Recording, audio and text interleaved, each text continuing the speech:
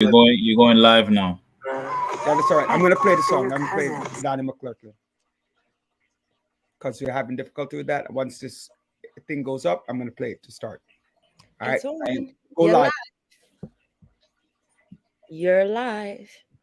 Yeah, I'm telling Andre to go live.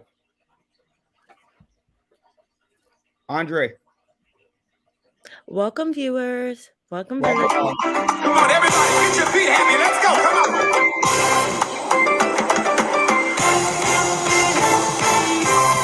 Hey. Get some run out here to the front real quick. I gotta know who's in the building. Where my Islanders? I need y'all to run out here. Come on, let me see you.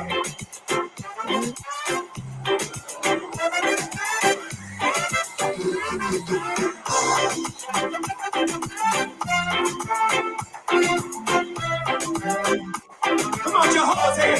Jehovah, you. I You. Where y'all? Oh, Lord. Jehovah, you. I trust. Say it. I See how to do it, y'all. you. I believe. Say it. I believe. I trust.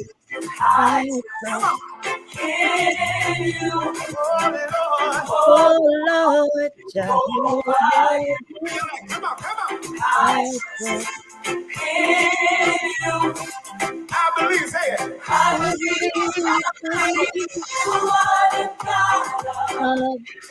You are the God of wonder.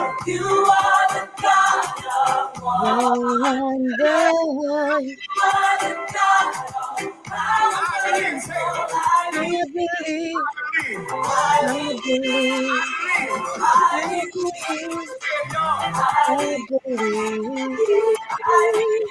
Hey, Come on, let your feet get heavy. Let's go. Let's go. Come on. greetings, Empress. Somebody make some noise in here. Let me shut it down because you're looking back. Yes, please. We will get hit. We will get hit. I trust. Empress. Yeah, I love this song so much that I get carried away, ladies and gentlemen, when I am playing it. Right. Yeah. So anyway, just going back, letting you know, welcome to another Thursday. Welcome to the Village Talk Show. I am Roderick F. Daly, your host, with our co-hostess Joanne Bryant, with a nice red glasses and pretty hairdo. Look at you and all the smiles. And then soon to join us is our co-host John Sampson. Our producer Sophia Willisey is on screen. Background. Also, I failed to give credit and homage to Bishop Mervyn Harden, who is the head of the Gospel Deliverance Radio Ministry. So, salute to you, Rodney. I'm still waiting on Sheer Battle's number. I'm gonna have to give you my number for you to call me because your cousin, he has some work to do. So I'm gonna give you the number. Andre can write it on screen, and you just take it down and send me a text with Sheer's number on it, and you can say what's up. Remember, the Village Talk Show is all about the community, where we are dedicated to empowering the community to live a healthy, safe, and financially capable life through education, helping each one of us in our dreams at any age, any point, starting from today. Success is not just spoken, it is done. So what are you doing to be successful? You can hear us every week on, if you miss it, go right back to YouTube. At YouTube, type in the Village Talk Show. You catch up on all the shows, and very important that you subscribe, right? The better, and send it to somebody else so they could subscribe. You could pick and paste whatever you need to do, get it out there. You can get us on the Facebook page at Roderick F. Daly, Joanne Bryan, Sophia Willisey, John Sampson, Andre Doman, or on the Village Talk Show page. We look forward on 92.1 FM GD Radio in the car, right? And then you could also get us on TuneIn Radio at GD Radio. and of course on www.gdradio.org. So you have so many different networks to get in touch with us. Shoot us a message, be responsive, talk to us about it. Joanne, Dr. Bryant, Yes. are you on vacation this week? How's that going? I actually worked today, but it's going. It's. This has been a difficult week, to say the least. Right. Um, You tell me about that. yeah, with having two I'm gonna people. hold off on that. I'm gonna hold off on Yeah. the why, because you talk about a conversation we had, right? Yeah, but that's one. Yeah, You but can that person I want to make sure that we give a special shout out. Or Yeah. actually, you know what? Do it now. I think that makes sense. Go ahead. Yeah. I definitely want to give a shout out to the family of one of my former colleagues, Aaron Martin, who passed away this week, and another classmate of mine who passed away as well, Donovan Beckford. So Donovan is a former um, military person who served, and unfortunately, Mr. Martin is a former teacher who passed away this week on vacation. So it is very hard to say the least. You know, we look forward to going on breaks, going on vacation, celebrating life, but you never know when it will be your last. So appreciate and value those who are around you. You know, every educator look forward to the break, but never looking forward to the break as being your last. So definitely hard, and it will be hard the next couple of weeks for going back to school, his students and things, the school family, and the many lives that he touched, not only Aaron, but also Donovan. So it has it's hard to say that our males have been impacted so much. People in general, but the news I've been getting are our young males. So just I get it. one day at a You're right. I have two losses this week. Not time. well over the last 2 weeks. I've had two losses, as well. One of our avid listener, Christopher Townsend. I don't know. You've seen some of his comments here. He cannot join us today because today is the going home service for his father, who suddenly passed away. They found him literally, I believe he had a heart attack, and so young guy as well. And then another person who I've been doing treatment with, from the doctor, found out today that he's no longer with us. And the irony of this situation for so Michael Townsend and family, Christopher, know that you're my boy, Buck. You know that you're my boy and everything else. As a matter of fact, he was with me on vacation to celebrate my birthday as well. And then David, who, good evening, hey Monet, David, like you were saying about men, young guy in the 60s, came in very strong, came in a little bit after me. We started in the same year in 2020. And we both started doing the same regimen for our chemo. And, to find out that he has succumbed to his illness, really put a damper on my day. So I definitely get what you're saying in terms of that and being a young man and having your family, like you say, I mean, he can't do anything about his vacation because he's no longer here, but he no longer can think about that this being his last, but his family looking at what they need to do with him and for him. But more so with him, and that no longer can be in play. So I think to me that's a problem, to be problematic. So I am really saddened by that. Yeah, yeah. Sophia, how was your week? Oh, I had 2 little kids over, so it Oh, was hectic. exciting. Yeah, like a 3-year-old and a 10-month-old. So Energy, they had me baby. up. Yeah, Energy. at night the little one, like he's 3, telling me, I'm like, what are you doing on the phone? These kids are so smart. He's like, oh, I'm on TikTok. I'm like, TikTok? What? A 3-year-old talking about TikTok? Mm. So I'm like, oh, I'm really behind.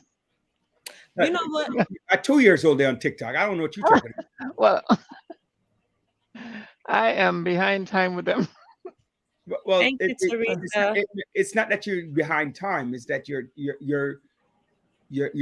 children, your daughter, she's older, so you don't really keep track of what she's doing. Yeah, these kids are. That's all that happened. You figure she's grown enough to be able to make decisions on her own and whatever. Yeah. So you leave her alone. It's not that you're not. In order for you to be up to time, you have to have young kids. So basically, you and Joanne are saying that you guys need to have some more children so you can be up to the times, right, Joanne? Right, Sophia? We'll babysit for you, Roderick. Ooh, Anytime. My wife would love that. ooh. I called it to You come. need to have more children? Ooh. You do. What are you sitting around? You only have 2. Relax. I have 3. My oldest son is married now, so you know. All right. So and again, you only have 2 because only 2 live with you. The third one is important, but doesn't count. Okay. You need to have a new one. Say, the old one kept you with the update of the new cell phone, right? And the beeper, because back in our days it was beepers, right? You remember that? Yo, so you remember those big phones that we have to use, like look like. Oh beepers, yeah. What right? about the rotary one? Yeah, exactly. You know, one that stood on the wall, right? So you taught your mama and your grandmama about the one on the wall. Listen, my 2 keep me, you know, they're up to date, you know. Yeah, but what I'm saying, a younger one will keep it with a new fad. That's all I'm saying. Yeah. You got you? Yeah. So I was laughing, right? Because I found out about the award and I spoke about it last week. And I think, you know, thank you, Comptroller Brad Lander, for the acceptance of the nomination. And thank you to Sophia, Dr. Forbes, to the village, to Anne and everybody who did the recommendation. And Marie. Anne Marie. All right. Oh, she doesn't like Anne? Okay, Anne Marie. Right. So I thank you for that. And I was laughing, right? I was laughing because about 6 people called me today and said, you got 6 kids? Kids, I'm so sorry. Right? You know, I was trying to count 6 too. I was like, when did he get 6? I'm so sorry. I counted an extra, so you know that I'm talking it into existence. I mean, my daughter is if you want to include, you know, my daughter, who I recognize as my daughter is would be the 6th, but it's not a girl, it's not a boy, right? I'm so sorry. Forgive me. So I'm gonna tell my wife that it's you, Joanne, that put 6 boys out there. It was me.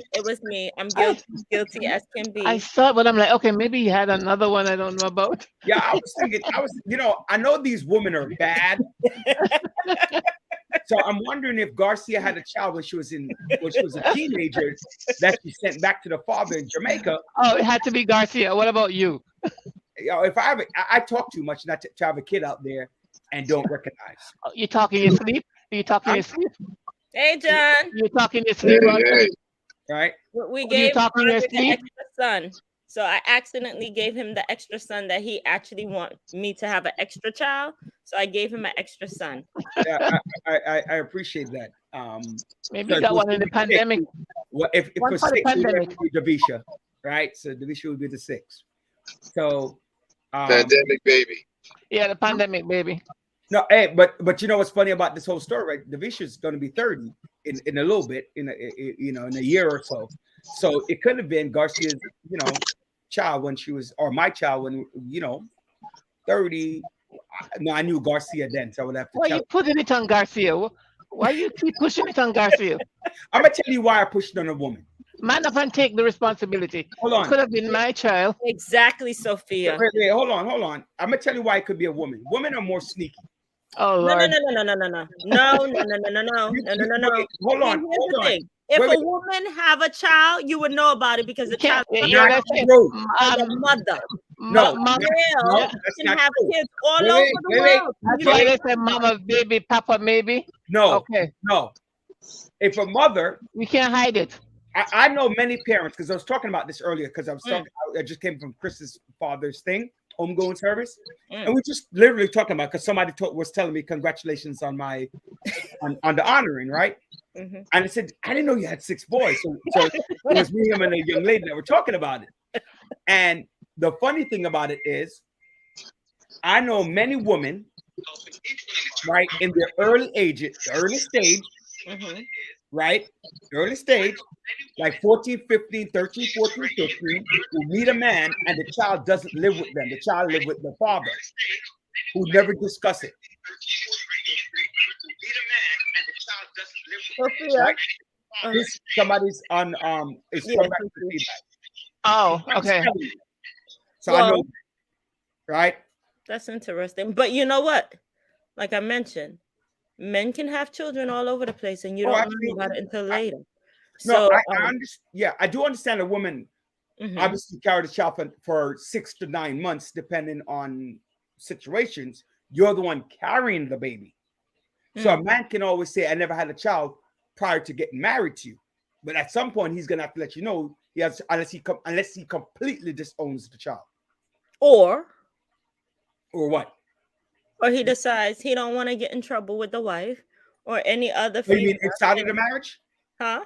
You mean inside of the marriage? They could be in the marriage, could be No, if it's before in the marriage. marriage, I get that. If it's in the marriage, I definitely It's get not that. even being disowned. It's just, people tend to have children all over the place and forget where, they land sometimes. I don't know. What about the woman in Jamaica who was beheaded by her husband because she has 6 kids and named her husband for all 6? I don't know nothing about that. I'm just telling you. Ask Sophia. She knows exactly what I'm talking about. That's why she's smiling. John, what's going on? Yeah, see? She giggling. She knows exactly and the audacity of the damn woman. She showed up at the man's work knowing that none of the children are his. Well, I guess the jacket fit. And That good. that did fit. And she bossing him up for child support at his workplace, knowing that it ain't his kid. Well, she should go to jail. No, she's no longer with us.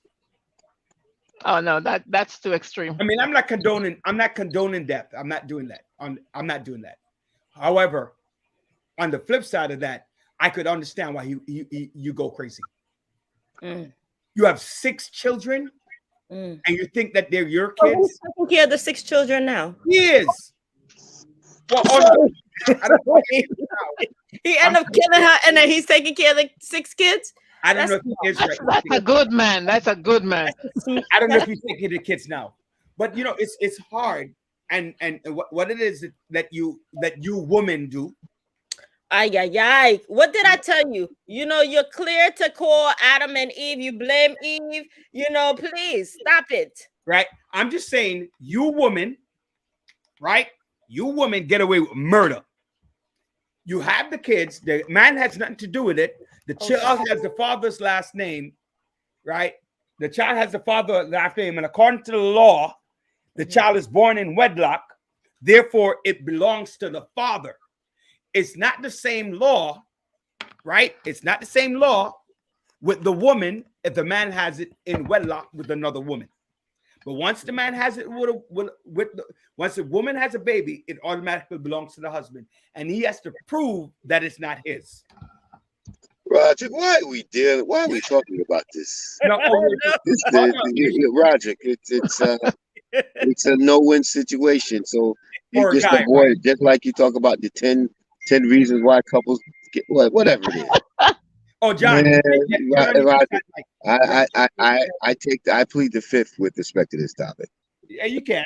John, turn on the inside light. I'm getting some complaints that you're too dark. They can't see you. I'm in my vehicle, that's why. Yeah, I know. I have a pet peeve right now. I need to air this up. Can we do Sophia first with the scripture? Oh, yes, Sophia, please. Yes. What do you want me to read today?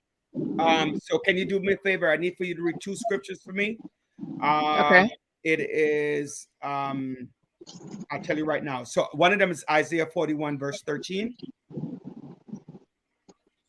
and the other one is, we'll read that one first. I'll give you the next one right after.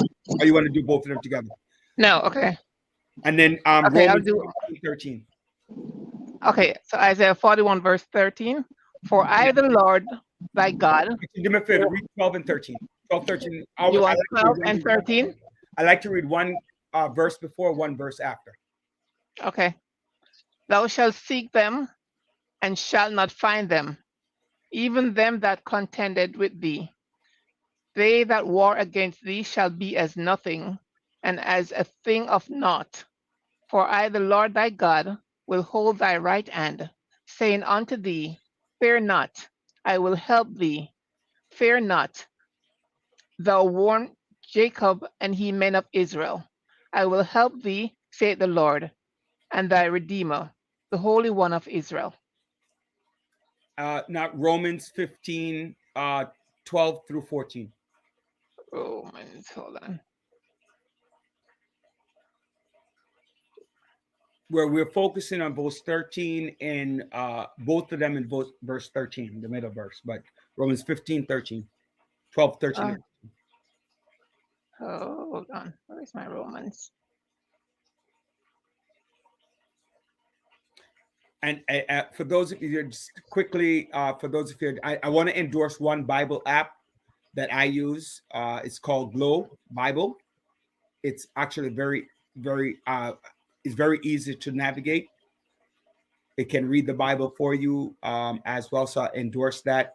The Glow Bible app looks like this. I don't know if you can see it, right? And it's an easy read. All right, so you said Romans 15 verses what? 12, 13, and 14.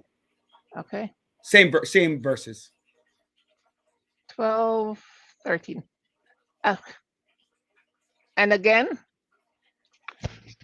it says, there shall be a root of Jesse, and he shall rise to reign over the Gentiles. In him shall the Gentiles trust. Now the good of hope fill you with all joy, peace, and in believing that he may abound in hope through the power of the Holy Ghost.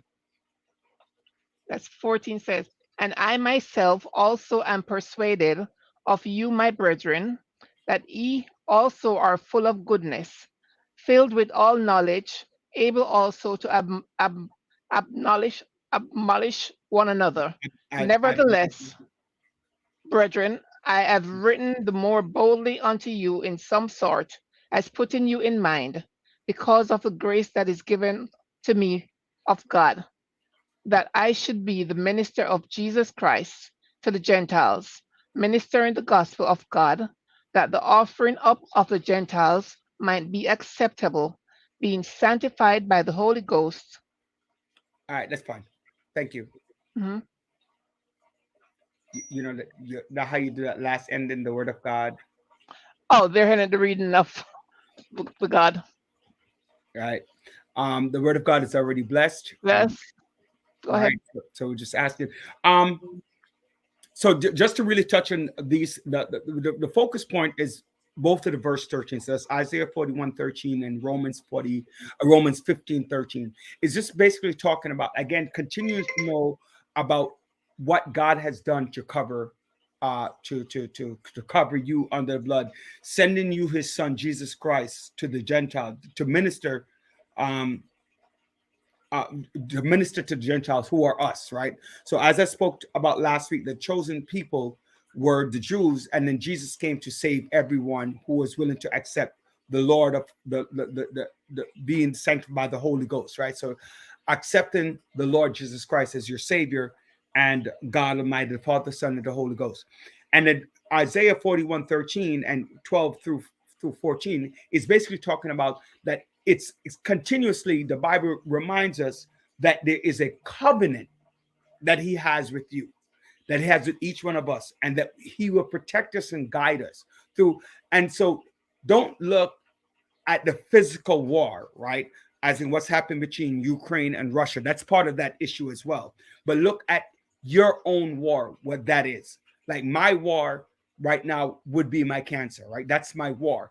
Your war can be something that's happening with your children. Your war can be something that's happening with your family. Your war can be something that happened with your job. But I will cover you, right? As long as you believe in me.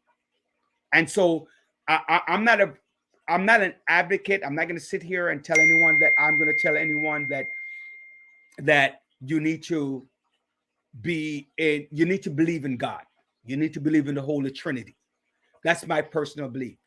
I remind people, don't believe that the buck stops with you, because it doesn't. And if you have that one belief, is going to create some issues for you, because that's where your arrogance and your lack of humility will come in. So just trust God that he'll go through the battles and the wars with you, and he will keep your covenant. So that's my Bible verse to you. That's the thing for you to think about. Let that be what you take you through, hopefully through next week. Trust God, pray to him, believe upon him, and send him that message. He might know, but ask and you shall receive whatever covenant you want. Amen. Any other comment? He's with you in every battle. That is so true. Right. That's it. He's your shield and your protector. Please know that. All right. So moving on. I think our guest is going to be here in a couple of minutes. He is here. Our guest is here. Our guest is here already? Yeah. Wow. Oh. All right. Kevin time. Who's Kevin? Hello, Mr. Hercules. How are you? Hello, good evening, everyone. I'm doing well. I cannot complain. It's been a okay day. Can't complain. Mr. Community Organizer. Yes, sir. Roderick, Rudy Daly. How are you? What's going on, man? What's going on? Man, I can't wait for the summer. That's how I feel right now. Dude, it was nice out yesterday, man, and today. What do you make? Came with what's the summer plans provide a lot of heat, man? Is that what's going on? I'm a summer baby. Oh, me too. What month? July 2nd is my birthday. Oh, you're 2 days after my wife. I'm gonna have to ban you from the show, man. Well, I better make it work tonight. You can't be. My wife's birthday is June 30th. Okay. And one of my really good friends, June Prasad. Yes. Yeah, her birthday is June 24th. So I have a lot of my son is also June 10th. So I have that circle of that summer baby. My sister, both of my sisters. Right, summer baby rock, baby. That's actually, all that all matters. All three of my sisters. You got 3 summer babies right here. So when's your birthday, Joanne? Right. Yeah, June. I'm June 15. Uh-huh. John is a summer baby. John is 2 days after me. Right, Mr. Sampson? That's right, Dr. Bryant. And then we got a July people. You know, we bring fire. Yeah. And like I said, all three of my sisters' birthday were in August. And my favorite cousin, one is in December, one is in August. So you know, they might be able to sway me a little bit. First of all, I want to say to you, congratulations on what it is that you're doing, right? It's hard to find young Black men. Let's call it like it is. I mean, Joanne and I were just talking about it, unfortunately, on the negative side, right? Where you have young Black men who are just dropping out, transitioning out of this world, transitioning to the others. So it's great to see a young Black man who is putting his best foot forward to help out the community. You know, coming out of the bar president's office, now working out of the mayor's office. I don't know if you're still at the mayor's office or whatever the case is, but I know you're doing some work with him as well. So I'm very proud of that work. And you know, So what work you That's doing? what I want to hear. Yeah. Mr. What work you Hercules, doing? share with us. What do you do in the community? What have you done? Bring it. Well, I've been doing stuff for the community since I was a kid, really, right? Like my parents raised me up where community service was just something that they brought us into. They showed us the importance of giving back, being a part of the community and doing your part. So I always say I started that from young. But as far as recently, you know, when I became the student government president at City Tech, I was responsible for 17,000 students, right? These students lived in East Flatbush, Brownsville, Bronx, Queens, Manhattan, wherever, because at the end of the day, it was just an institutional space that they can get, that opportunity for an education. And we fought for things like housing, free education, food insecurity, transportation, making sure that it was affordable for students. But I then went on and did more work locally, where in my own community, I live in East Flatbush. I've done things like local cleanups, on multiple locations, encouraging people one to do their part, but also doing our part tangibly and not just talking about it. I've been involved with the local community board, sitting in and hearing the issues and lending my voice where I can to move our community forward. But especially during COVID, one of the main things I did while I was at Brooklyn Borough Hall with our now Mayor Eric Adams was we were everywhere, giving out PPE, helping to connect people to food pantries or hot food drives, and doing whatever we could to not just move East Flatbush forward, but, all of Brooklyn, all of the city, because we are all connected. And so when I think about being a community guy, it's just that opportunity of helping and lending a hand where I can, when I can, and showing up. Hercules, I think you're being I get it. You've been taught humility, and that's important. From I notice you're from Jamaica. Your family's from Jamaica. Let's I had another question for you, but let's talk about that for a minute. What is it like being living in East Flatbush from an immigrant community? Are you first generation American? Talk to us about that. Yeah, both my parents came from Jamaica. I'm born and raised right here in New York. Where in Jamaica you're from? My dad's from country, Mandeville, Manchester. My mom's from Kingston. So city girl met country boy. Kumbaya, man. Yeah, and my parents came here to America like many other families that are in my community and all over New York, but they wanted something. They had a vision. They had a ideal that they would raise their kids and they would become, the people that they envisioned. And my mom's an educator. My dad, he's in the trades, right? He did construction. He was a local carpenter with 157 his whole life. So one thing that I learned was humility and hard work, right? Because that's the Caribbean experience.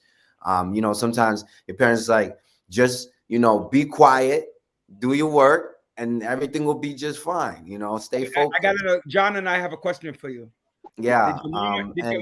Did your mom? Wait, I have a question. John and I have a question, right? Did your mama ever use this expression? I brought you into this world and I take you out. Your mom and dad. Of course. It wouldn't be Caribbean if they didn't, right? Look, one thing I say is I'm blessed to be here because just like many other black men, black boys, there were many times that even my family was very concerned, about some of the decisions I was making or the company that I was keeping. And it's a true testament of where I am today. I was saying the other, I was thinking, I was like, what helped keep guns out of my life? Out of my hands? What helped keep me out of the streets? And I think it was those after school programs. It was those sports opportunities. It was my parents actually, investing time into what I did and when I did it. I didn't like it, but here I am, right? That's just a testimony. With I don't have 6 boys like the controller said. So with my 5 boys, 2 of them are still under age 10 and 3 of them are over age 20, right? And I think to me that's very important, right? And one of the things that I like in seeing you and seeing your work is that you're not too far removed from young people, but you're still an adult, right? We're just Hercules, what he's saying is that you are not lazy and you're willing to work. That's what he's basically saying. Yeah. No, but it's also the connection too, John. It's not just the laziness, but also the connection, right? Because if you're talking to a 21-year-old, 22-year-old, you're not that far removed from them. Yes. No, it's true. It's true. Right? So you can what is it called? Associate with what they're talking about and understand them a little bit. Yeah, and that's been my experience and kind of why I've continued on this journey. Because even as I was just a student leader, the age of 25, I was looking at my peers, what they were focusing on, what they were engaged in, and it wasn't government, it wasn't civic engagement, it wasn't even voting, right? Like I remember I wasn't really even paying attention to voting until I had an opportunity to vote for a Black president. But that, started something in me where I was like, oh, this is something I should actually participate in.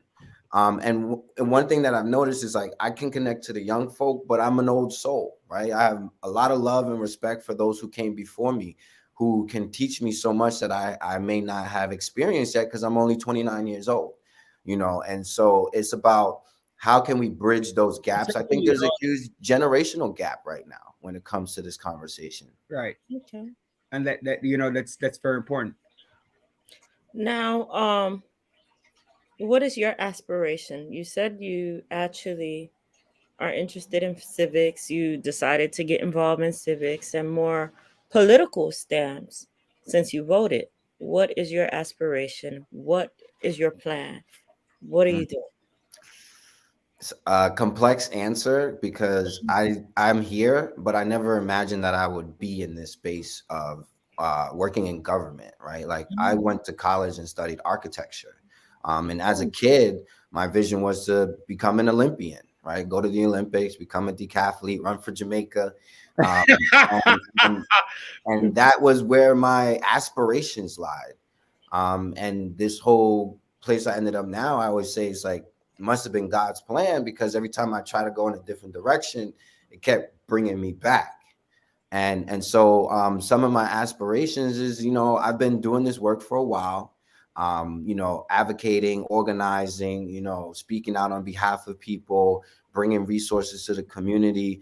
I feel like I've been doing the job of an elected official before being an elected official. So I have aspirations one day to be one. And to really have a platform to be able to really bring more resources and be a representative for the folks. And then later on in life, I believe I want to become a Black architect. I do. I think it's important. I think that We need that. needs to see more Black faces, and also to inspire other Black boys and girls to go into certain industries that are not currently populated with Black and brown faces. And so, Hercules, just to let you know, right? If you became an elected official, it's considered to be part-time. mm-hmm. So you can actually tackle both. Somebody was telling me that the other day. They was like, hey, if you ever ran for office, you could also, become an architect at the same time. And I was like, I didn't even think about that. Yeah, because both city and state, the only one that's full-time is federal. Got it. I mean, it is a full-time job, but I see what you're saying. But if you want to remain an elected official, you better treat it like a full-time. Yeah, no, and that's why I said I get what he's saying, but it is a full-time job. I mean, like I said, my years of experience have taught me what I need to know. Like it is a full-time job. And working with someone like Eric Adams, running around with him during COVID, I mean, I was inspired by the amount of energy that he had to serve the people. I mean, I would drive him around, say from early morning, 8 o'clock till say 6. And, we would switch drivers and he would keep going, and so for me, he was what, 59, 60, and I'm 28, 29. I'm like, I have no excuse. Get your feet going. Let me ask you a question. What I would say that having the opportunity to work with Mayor Adams is a great opportunity for a segue into politics. What has he said to you that has even inspired you, even aspire to be like him? I'm a visual person. I'm a visual learner. I learned that because I studied psychology, and seeing him was a lot, right? Like I pulled in so much information just by watching and listening, watching him, how he composed himself in public, how he spoke to people, how he spoke at press conferences and such, but also how he spoke when he was in meetings with people, where it wasn't about much other than how can I help you, right? And what do you need from me? And also the ideas and the mantras of things like, for instance, that I can't get out of my head. We spend a lifetime pulling people out of the river instead of stopping them from falling in to begin with. You know, that upstream mentality where being proactive instead of reactive, or this other one that he says very often, you know, in those dark times in your life, you know, that could either be a burial or a planting. You know, you get to choose what that looks like for you. And as a young, you know, up and coming kid, you know, some of these gems, as we know them, were things that I took in the back of my head, and I was like, it helped shape how I was thinking, how I was moving. So, like, for instance, even during COVID, I remember he said to all of us, all his staff, he said, look, the people who are going to need help, the people who needed help before the pandemic are going to need more help when the pandemic hits and after. And he's like, you know, we were essentially brought here to serve the people. And if we're not engaged with them and we're, you know, as he said, laying at home in bed, you know, we're doing a disservice to the community. And so he didn't tell nobody what to do, but I was able to digest that information and volunteer myself to go outside and help as much as I could every day. So a lot of it was empowerment. There was many times that he came to me and he says, you know, you could sit in these meetings, you know, don't be afraid. Like, if it's happening, come in, you know, listen in, be a part of it. Or where he would charge me to have events. Like, I remember we organized a whole busload of people to go to DC for a national gun rally. Or let's back up to 2015 before I worked at Borough Hall, right? I met Eric when I was a student in college as a student leader. And when Donald Trump released his first Muslim ban, there was a CUNY student who was stuck in Iran because she went home for the holidays. And I remember, you know, the students were looking at me as an elected leader, like, what are we going to do? How are we going to address this? And I called Eric because, you know, I was the borough president at the time. I had his number and I said, yo, I don't know what to do. Can you help me? And he's like, if you could organize the folks in the press conference, we could have, I'll give you my platform to raise this issue. And in 48 hours, I organized everything. And we stood in front of the federal courthouse and had a whole press conference. And he didn't know me from a can of paint in the wall, you know, and he still said, look, I see you, I hear what you're trying to do, and let me lend you some support. And so these were the things that I were able to get out of that experience that didn't just start when I was working for Eric. I think overall, I love that example that you gave. What happened to the student? Did they come back? Oh yeah, we were able to work with some lawyers, and it was funny because, like, she was able to basically fly from Abu Dhabi to Germany, and from Germany to Boston, and we actually drove from New York to Boston to pick her up and brought her back to New York. She was a student at the Graduate Center, and she had a visa. She had her education visa and everything, but because of the Muslim ban, or the ban, however Trump wanted to categorize it, we know what it was. She wasn't able to come back like many others. So now, what platform are you running for currently? Right now, there's, you know, we're still figuring out a lot of things in that space. You know, there's the city council, there's district leader, there's the New York State Assembly, there's Senate, there's Congress, right? It's a democracy. And I've been surveying the land and seeing, you know, and studying, right? Because this is all about educating yourself. And I think that very soon, if you don't know already, you will see. Okay, let me put it like this. From my time as a leader, doing this work, one of the things that I realized is when we talk about the system that's not working, that is what we call policy, right? And the only place that you can really impact policy is at the state level or the federal level. And so for me, I've always envisioned myself, if I ran for office, when I ran for office, to run for the state assembly, the Senate, or Congress.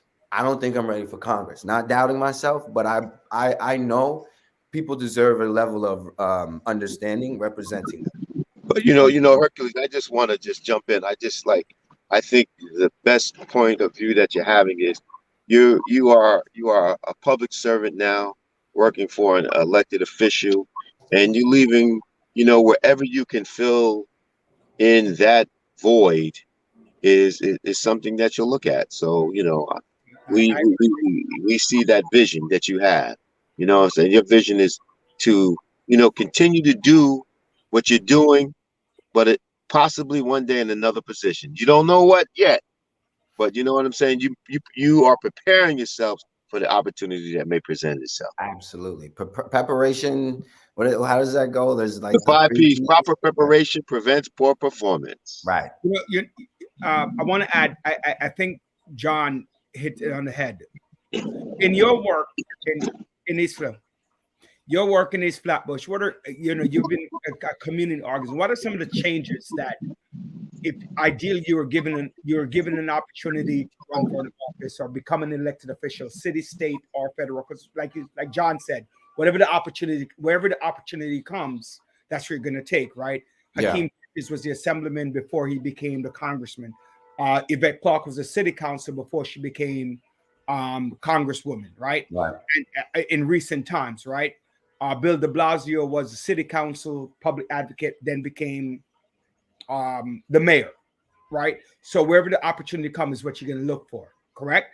But in your work as community organizing, going out during COVID, what are some things that you see that immediately command attention? So let's look at it from the state level, from the city level, and from the state level. Like if you go to state, I want to put money towards this. If I am in the state, these are the policies I want to put into place. Sure. And so forth. Well, education. If we're talking about, especially during the pandemic, or what my priorities are in life, I think education is the greatest equalizer, and COVID created a huge gap for students' learning abilities because they missed a lot of class, or teaching instruction wasn't as adequate as it should have been. And so, one, I would give funding towards targeted free tutoring to assist children with filling in that learning gap that they experienced during COVID. I would, again, invest into putting money in their pockets as well as students, because we know that a lot of people are dealing with financial strains, which then causes them either to miss school and go to work or do other things. But, paid internship job opportunities are also things that I would fund.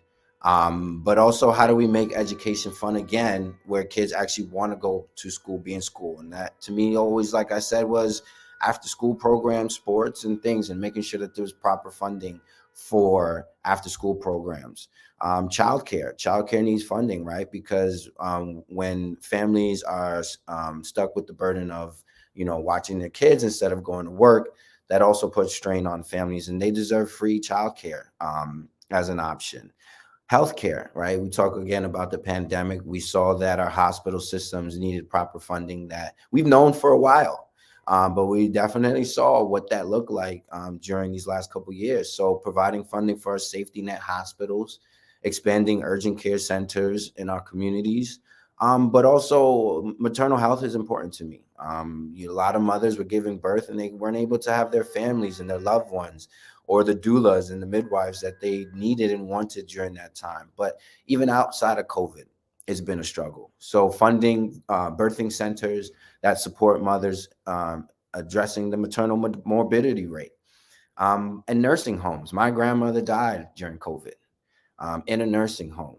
And she died in the hospital. Well, she died at home, but it all started in the nursing home, where the nurses were short-staffed, which then caused neglect, which then caused her to get bed sores and not eat, and that landed her in the hospital. And from the hospital, she, didn't want to go through any more medical spaces because of how they treated her. She wanted to go home, and that's where we saw her last. So making sure that no other family has to experience that, as they become older adults, as I like to say. But also things like, housing, right? A lot of people were struggling to pay their rent, but COVID didn't start that problem. We need to not just create affordable housing. I want to put money down towards low income housing, where we're looking at families who are social workers and doctors, but they still can't afford their rent, or they can't afford to own a home. How do we create more home ownership, but also support, working families who are doing their best to survive? And these are just a few of the many things that I care about, that I would put funding towards. And we're talking about our safety in the community. Again, I believe education is the greatest equalizer. And if we get our kids to find things to do, they will put the guns down and they will not be in the streets. They'll find productive ways to spend their time, same way that I did growing up. You're muted, Roderick. You could ask the question. All right. I'll let Joe ask the question. Oh, I don't want to ask something and overstep my boundaries. All right, that's fine. So Joe got scared. Andre, the producer, made her scared. You see, she's scared. She don't want to talk, right? I'm joking. So the AMI, the average median income, right? That affect what low income housing really looks like, right? The middle class can't afford affordable housing, right? Because or low income housing, right? Because the rate is not attainable. If you look at New York State minimum wage, right? It's approximately $15 an hour, right? You take $15 an hour, you multiply it by 40 hours a week, right? You get approximately, if I'm doing my math properly, you get about $600. You take $600, you do $26,000. Right? Nobody works for $26,000 in New York City because nobody does a full-time minimum wage job, right? Not nobody. You know what I'm saying? Like a person with 2 children is not doing that, right? And you take what you get. So you take the money, you double it. Okay. Joanne and I are married. We're both teachers, right? And you get a teacher's salary, which is over $60,000, $70,000, $80,000. Take to make $166,000. We have 4 children because she has 2. I came into a relationship with 2. Now we have 4. You look at it and say, oh, you make $106,000. You no longer qualify for help to buying a home.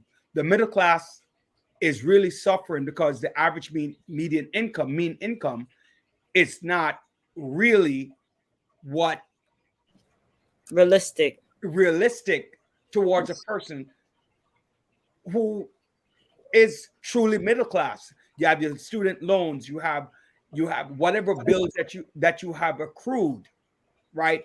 And in your work, what kind of conversations are you having or would like to have when it comes to talking about because you talk about housing, and also while you're talking about that, you're talking about land use and rezoning. That's another issue, right? So you have all of these issues around housing that really is affecting more significantly the middle class New Yorkers. Because technically everybody's having a problem with housing, but the biggest lack of affordability of housing comes from the middle class. And the problem with that is more people tend to leave New York because they can't afford living here.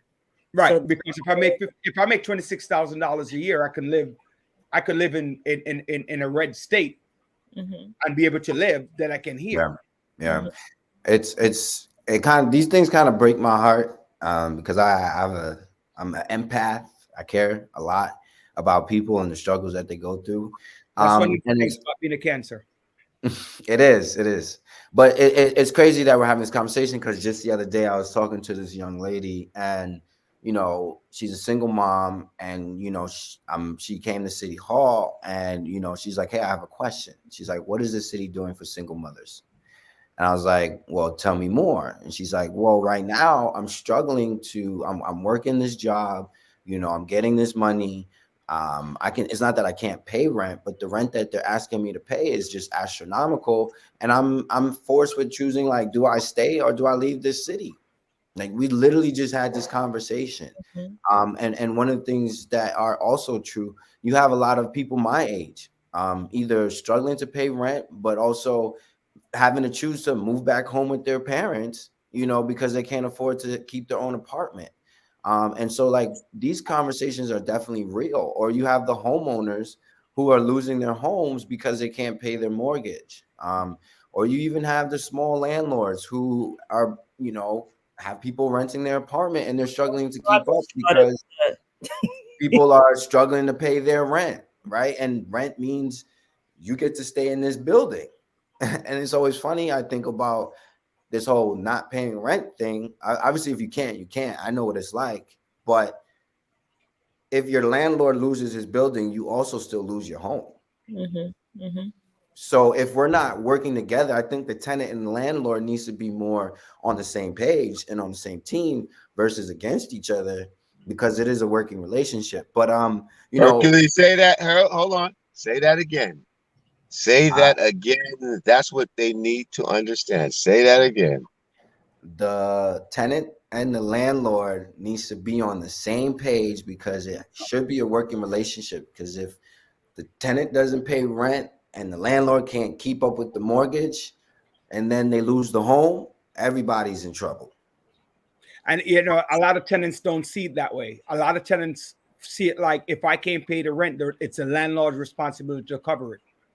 No, I mean, in my community in East Flatbush, you know, some of these folks who are these small homeowners, look, they're struggling. They might be older adults who are using this rent to offset what they already don't have to keep up with the rising mortgage costs and such.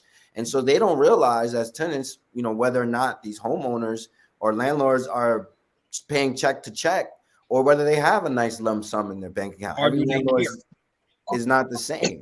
And my Sometimes parents, they don't care. Let's get it right. Sometimes they really don't care. well, there's that population too. And I think the reason that I understand this is because my parents were homeowners. I said where they are. My parents are homeowners, and they are also landlords, small landlords, right? They have a home that they rent out, you know, upstate New York. And they have a home that they own, you know, as well. So I knew growing up the struggle, right? When those bills weren't being paid. So I have a different viewpoint probably than most. And I'm also the tenant who couldn't find an affordable apartment, had to move in with his roommate who didn't pay his rent. And I got stuck fitting the bill with money I didn't have. And I'm, you know, it's crazy. It's crazy. And people are selfish and don't really see that. They really are. And I've encountered that more with small landlords who have that issue. I mean, as a matter of fact, and I also have the opposite too, right? Like, landlords have unrealistic expectation. You raise the rent a certain amount of money to offset your costs because you don't want to pay anything. And then, realistically speaking, if I have a tenant who pays $1,200 a month, right? I'm saying I'm charging $1,400, $1,500 as a new rent. Of course, the person can't afford that. That's not realistic. Nobody I know get a 10% raise in 1 year, right? Much less a 20% raise in 1 year. Not even your mortgage goes up 20% in 1 year. So why are you charging the person 20%? Mm-hmm.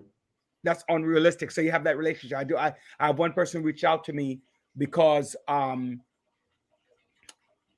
landlord knocked down the door, which I already know the landlord can't do, to staple up the door unless there was an eviction notice. We do have a pause. Our producers reminded me we have a commercial break, so give us 1 second. Good afternoon, ladies and gentlemen. Please note that the Village Talk Show is brought to you by the Single Parent University, open to all single parent out there. No, don't become a single parent to join the Single Parent University. You must be a single parent already, where they offer courses on personal development, mindful parenting, support seminar, financial management, nutrition, and wellness. Free session childcare for each parent out there, because we understand the need. Transportation, social support hub, resume and cover letter write-in, career exploration, and legal assistance. Please call 646-779-6767 or text SPU, the Single Parent University, SPU, at 71441. Again, the Village Talk Show is brought to you by the Single Parent University. You know, it's great talking to you, Hercules, on so many levels, right? There's so many levels, not only as a young man, but also as a young Black man, right? You know, at one point they said that in the late 90s, early 2000s, they said the life expectancy rate for a Black man coming out of where we come from is 21. Right. And to see that you are making an effort and a change to do that make those kind of changes is worth rewarding and worth talking about. Any new initiative you're working on right now? Yeah, I mean, I'm actually working on a couple upcoming events. We're going into March, and it's Women's History Month, and I believe that it's important for us to do a couple of things, right? One of them is we are going to work on a community baby shower. We're going to, invite people to make donations of baby goods, strollers, Pampers, toys, whatever they can to support, donate it to the event, and we give it out to the community, but also a space to create a conversation around. Hercules. That'd be helpful for Roger and his sixth child. That'd be helpful for him. Roger, come on out, brother. Come on out. Don't be shy. Don't be shy. Hercules, I do not have 6 boys. That's why they're making fun of me. I know. Right? I'm teasing too. I'm teasing. But yeah, so we're also gonna join that in with a maternal health conversation, where I think also fathers need support as well. We sometimes think mothers are the only ones that end up with as single parents or like single, raising children. Sometimes when the mother does die, unfortunately, the father's left to raise kids, and he may not have ever processed what that may look like ever in his life. And so we need to provide resources. Some of the mothers disown their children at birth, right? Or that. But again, it goes back to the father needing that same level of support we would provide. They can't go here. That's the problem when they have girls. That's this guy. And the other conversation I'm gonna guy in the butt. The other conversation I want to have in March, or initiative I'm working on as well, is a conversation around protecting our women, or Black women, I specifically believe, but our women in general. I think that they're the most under attack sometimes in the homes, outside on the streets, verbally, physically, emotionally, and not a lot of people are talking about it, especially a lot of men. Now, I disagree with that, man. Hold on. This does not disconnect that men are also suffering. Oh, okay. No, that's what I'm saying. I'm saying what happens, men have been trained not to hit women, which is correct. So sometimes women know that the men are not going to hit them. So they start all of that crap. Right? Okay. It's the ghetto people that that's not true. That actually, yeah. Let's change the subject, please. I got you. I'm just messing with you. We can have this conversation another time on another session. But right, domestic violence is generally men. Andre, domestic violence is generally men who, and people need to understand what domestic violence is, right? And I think the workshop on domestic violence, and also the problem of learning to speak out. Men and women are not speaking out. Yes, because they're afraid. Yes. It's not something that we're supposed to make fun of, because those 2 cops that were killed was because of domestic violence. Right. They were definitely answering a call for domestic violence. Correct. And like you said, men and women alike, all people, they're afraid to speak up and to report things and all these things. So it's like, how do we have the conversation and educate the men and the women about this? And we're focusing on the woman. We have this conversation, but have a duality of that conversation. And then, April is good old 420 month. And so in April, I want to have a conversation about youth and marijuana justice.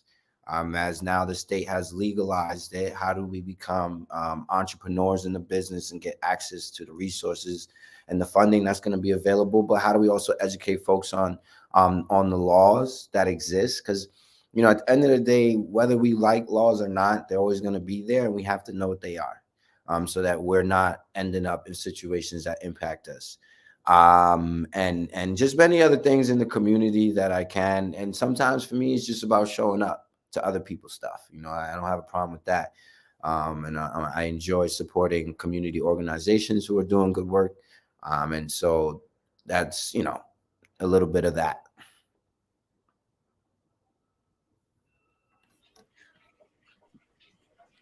Yeah. I love the different topics that you plan on bringing the next couple of months. Looking forward to it. Definitely, especially the community baby shower and just overall great topics. Domestic violence from every angle, not just from one side, and also just educating people to speak up. Speaking up in regards to crimes happening, speaking up in regards to just overall. There's so much going on right now that we do need to speak up in order to protect each other, so that's important. and and you and also just to thank you for joining us in the village. You are the embodiment of what we talk about when we say helping to realizing your dreams at any age, at any point, starting from today. So you're embodiment of that, and just keep up the good work. And I know that we'll be hearing from you, and you'll be going to be able to answer some of Dr. Brian's questions, them a little bit more straightforward in the near future. So we're looking forward to dealing with you, and thank you so much for joining us on the village. No problem. It was a privilege and a pleasure to be here. And I do look forward to coming back when I have an opportunity. Well, when I make my next transition in my life, right? Because that's what this Sounds good, my brother. Sounds good. Yeah. All right. Yeah. All right. God bless. Thank All you. right. Yeah, John. Very, very. The Assembly District 58 that I'm a part of have some very strong young leaders in it. The 48, the 56, and the 60 also now with Nikki Lucas being elected as the Assemblywoman over there. The leadership, there's nothing for them to worry about with the next group of leaders that might be coming up, right? Our city council, at the city council level as well, and the 45th with Farrah Lewis and Mercedes Narcisse, all of these different people. Antonio Reynoso is our bar president. I don't even think he's able to shave yet. And he's doing a wonderful job. I'm joking. Of course, he can shave, but he's doing a wonderful job out there. So I'm proud and poised to know that we're in good hands in terms of leadership. And I think that's what it's all about, building the next generation of leaders. Right. And Hercules is an embodiment of just being in student government, working for the borough president, now working for the mayor. That's the resume that a lot of young people should aspire to, if in fact they want to go down working for government or elected office. And that's also important because you're learning direct. One, you're in a leadership position. Two, you're literally learning the difference. And I like what he said. He knew the difference between policymaker, right? Because one of the things that as a legislator, you're supposed to create laws. And correct. So he knew. I love that. Like a lot of politicians don't know. It's like a young person who says, I want to be a doctor because I take care of my little brother and sister. That's not what a doctor does. That's not what a babysitter does or a caretaker. A doctor has to analyze and prescribe medicine, and you have to actually understand science. So it requires a lot of work. So he understands the difference going in, and that's very, very important. And he's already learning that at a young age, and so that's important. I think that student government piece was excellent for him. Yeah, I agree. It really lays the groundwork, and then he was able to implement what he has learned being student president and carry that all the way to the borough president and the mayor's office. Yeah. So kudos to the young man, and it's going to be a very interesting time politically these next couple of months. Yeah, I mean, I don't know that he wouldn't be a good candidate for assembly when Nick, hopefully Nick gets his nomination to go through, and then it's going to be a very interesting. There are a few candidates who are running around in that district with Corey Provost, Monique Waterman, and I heard his name coming up a couple of times as well. So good luck to all of them. Right? We even heard Dr. Brian wants to run that race. I heard that too. I heard that she's moving into the 58 to run. Right? Yeah, I'm following your footsteps, both of you. Not mine. Not mine at all. So there's a lot of crap going on since we met last week. John, you're on target last week because we are at war. That, you know what? It's so sad. So sad. Because for what? What reason are we at war? Whenever you're losing innocent individuals for greed, for power, for takeover, there's nothing to celebrate. But you hear what he's disguising this. First of all, you want to take over the Donbass region, and you're not doing anything in the Donbass region. You're going to the city, destroying the airport. That means you're going for war because you want them to have no advantage point. So you're talking about you're not going to occupy Ukraine. Yes, you are, because you're doing everything that suggests war, that they cannot fight back. They cannot do anything. And then the cyber attacks. That's another thing. So when you take them off, and that's something we always must prepare for, when you take them offline and they cannot maneuver or whatever, we are so technological heavy. We depend on technology so much that when things go down, we're in trouble. And that's what happens. So you're blind, especially going into war.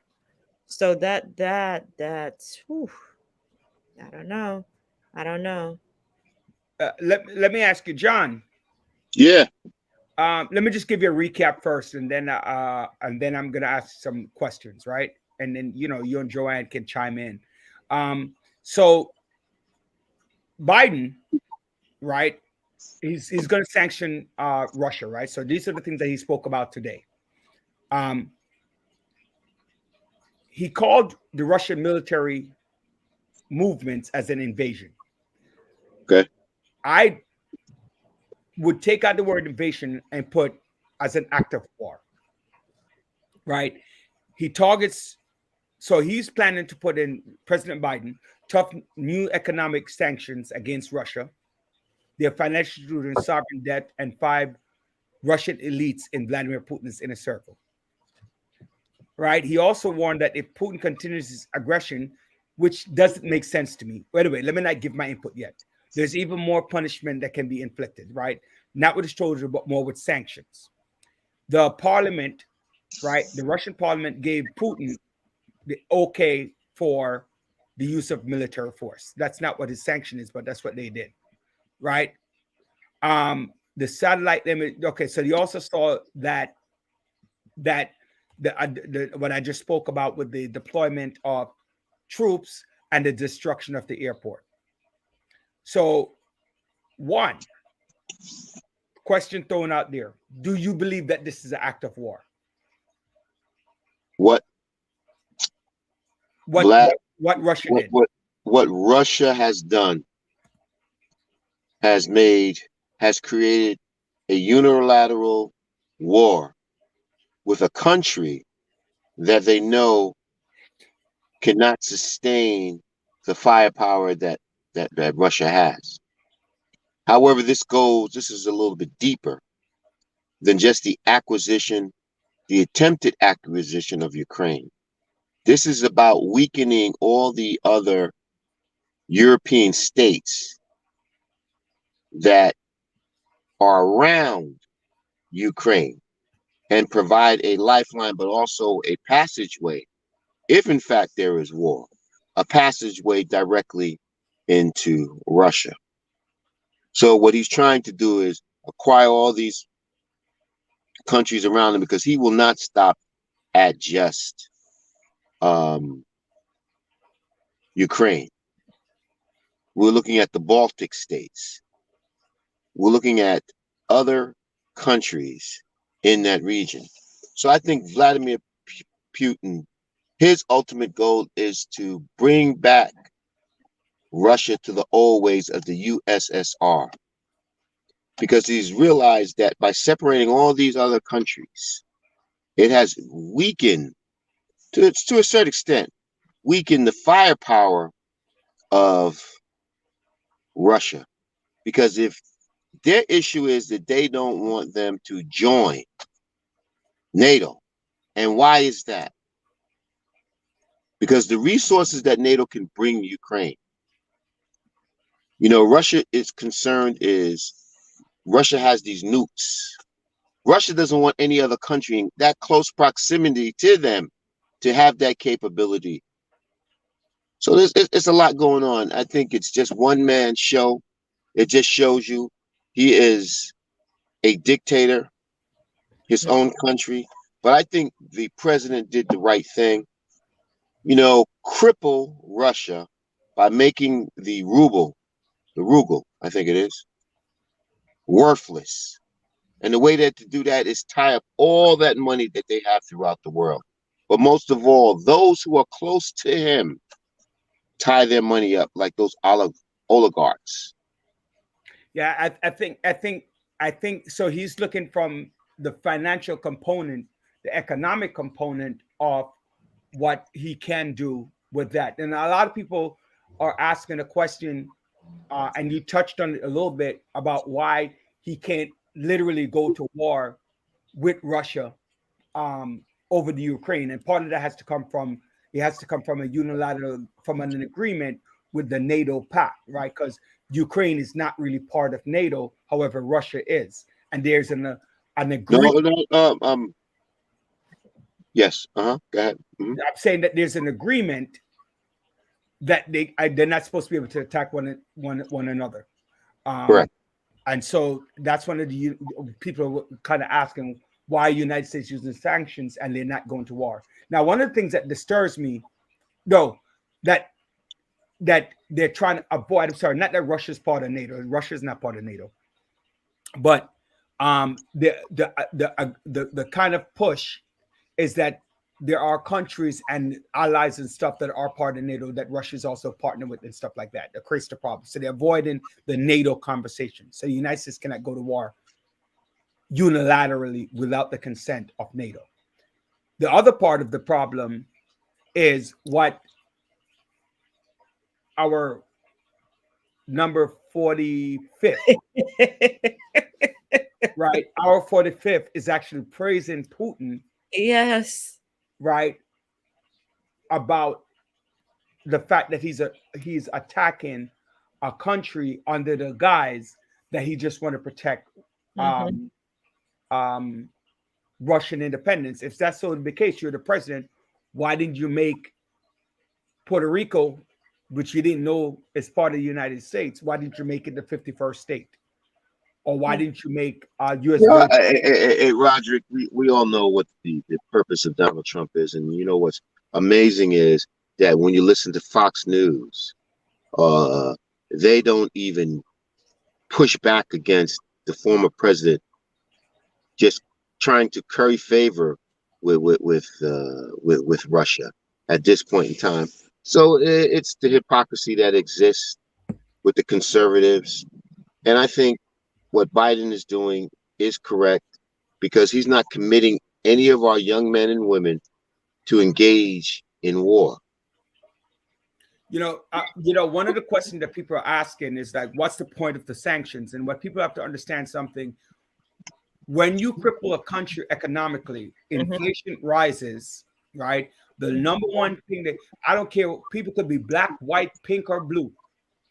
The first color as it is in the United States is green. And then maybe come your racial component. But the first color is green. Any persons in the United States want to affect change, boycott economically. You start with that. You should quickly change. What they talk about in their house will not be what they're talking about at the business or in the community. And other countries follow suit as well. Yes. When the United States did that. So some of the big money that was going to Russia actually came to a stop. So that might have been surprising for them as well. Well, I don't know about surprising, right? I don't think they're surprised. I don't think that's the issue. I definitely don't look at surprising as the issue. I think I don't think they thought they would follow suit right away in cutting funds. coming to them, any funding or anything or any projects that they have in place. It's just, hey, we'll continue to do what we're doing, and that's it. United States could do what they want to do, and we just continue. But when you see the craziness in all of this, others had to follow suit, but some, like you mentioned and John mentioned, have to stay silent because they don't have the power to fight back. Well, listen, if you again, we were just talking about housing with Hercules, right? Mhm. Paying rent. Mhm. If you take $5 away from my money, Mhm. and you increase my rent by $5, just cost me $10 because things are going higher. So whatever little you take away, that you stop. You have a lot of Jamaican, for example, who go to Russia to study medicine. That's economic interest in that country. So if Jamaica now says you cannot go to Russia to study, right? We know tuition, whether it's 10,000, 15,000, 20,000, it's still money going into the economy. Because now you can't play a staff member or 2 or 3. So now you have to lay off 20 staff members. On the flip side, the United States stopped the sanction on monies. You see, what I'm saying, as we say in Jamaica, every mickle make a muckle, right? Or every penny add up. So other countries can do something. Think about it for a second. United States Jamaica gets a lot of money from China. But one of the big things is tourism. So imagine if the United States, so you can't go to Jamaica anymore. Now, here, they mentioned that they think that China and Russia are working together. They are. Why do you say that? Because they're kind of like allies. So China, so there are several countries that might not be overtly working with Russia, or might be subtly working with Russia. Like, again, it's kind of like an election, right? A no vote. If you're voting for a Republican and you don't vote, then it's a vote for the Democrat, and vice versa, right? So no vote is a vote. So the Belarusians openly have sided with Russia. Okay, that's an example, right? But North Korea, who's an ally of Russia, might be just sending them troops, or might not put any economic sanctions. They continue trade. That means that we're accepting what you do. The countries that are not accepting trade, not doing anything, they automatically sanction you. So doing nothing is also the opposite of in this case. But like I mentioned to you, some who are, who don't have the military power, who don't have the nuclear war, who can't fight back, they might not do anything because they don't want retaliation as well. So there's a fear tactic. I don't know about that. John, what's your thought on that? I don't know about. I personally don't know about that because they're different. Because now you have support of the masses. Well, Roger, you do have the support of the masses, and that's why that's why the president of the United States went to NATO and indicated to them this needs to be a collective effort, because we can allow Russia to scapegoat for playing one against another, and to whitewash these sanctions. So if you have Germany, the amount of energy that German consumes from Russia is tremendous. You have to hit them in their pocket. But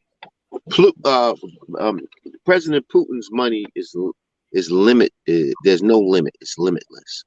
However, all those individuals around them, those oligarchs, if in fact you can squeeze their money, and then you squeeze the money of the people in Russia, unfortunately, at that point in time, it's going to force Putin to come back to the table.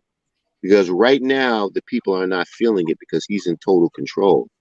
But at some point in time, we have to cripple him economically. Cripple him. And when I say cripple, and they talked about the SWIFT. And the president did not want to approach that.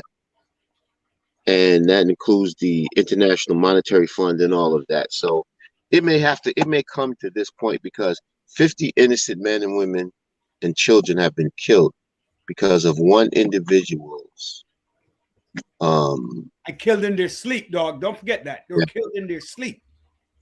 yep. Mm. You know how you know that initial shock and fear that you go through for that moment. Right. You're sleeping to wake up like that and then die. Wow. You put it into proper perspective. That's some serious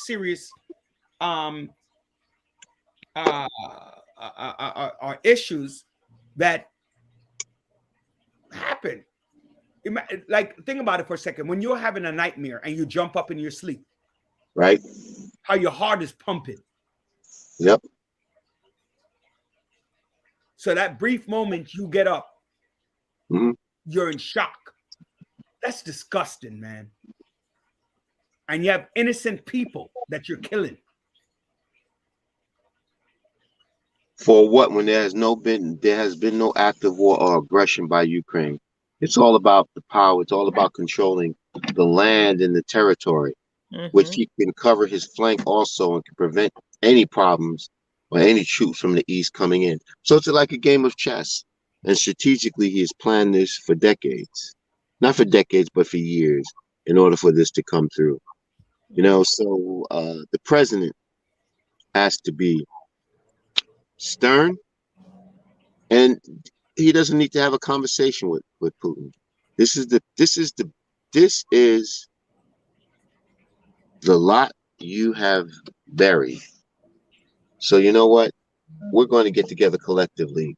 But also, I would start looking at some of the accesses those oligarchs have to these financial markets that are living here. Need to squeeze them too. They're living where? In the United States. Especially United States, yes. you have Russian banks here in the United States. You have Russian communities here in the United States. All of these people can be touched because they're influencing Russia as well. All of them are not political refugees because people came here after they tore the wall down in, what is that, 85, John? Was it 85 or 86? One of those years in there with Mikhail Gorbachev and President Reagan. With President Reagan. Yeah. So I think it was either 85 or 86. Right. So they're all